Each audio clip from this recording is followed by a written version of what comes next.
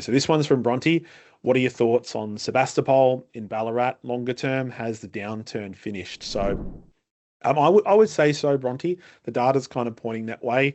A lot of investors in Victoria in general. So uh, there's a bit of a problem at the moment. There's a lot of investor stock that is on the market at the moment. So whether it's Ballarat, whether it's Bendigo, whether it's just various parts of Victoria, that uplift of supply has been typically investor stock getting pushed out to the market. And some of those homes are pretty pretty neglected.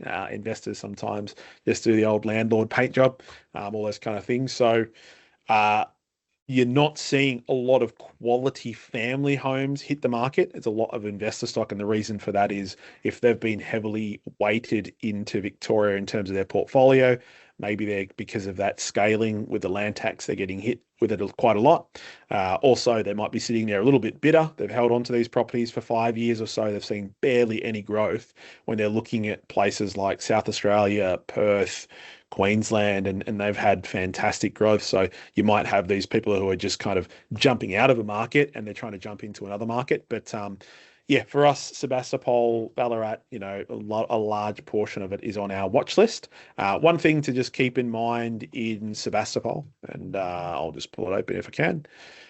There we are. You do have quite a bit of public housing pockets just to be wary of in through Sebastopol. And I'm not talking about small sample sizes, so 20%, 12 and a half. You've got even just around Delacan, you got some new supply pockets down the bottom here as well that you need to just keep an eye on. So, but yeah, there can be some affordable properties in there. It is, again, the more low socio pocket in Ballarat as a whole. So you will find cheaper properties.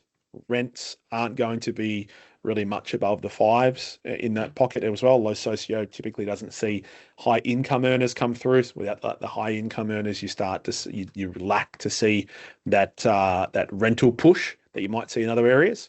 But that's it's still a yes for us, I guess.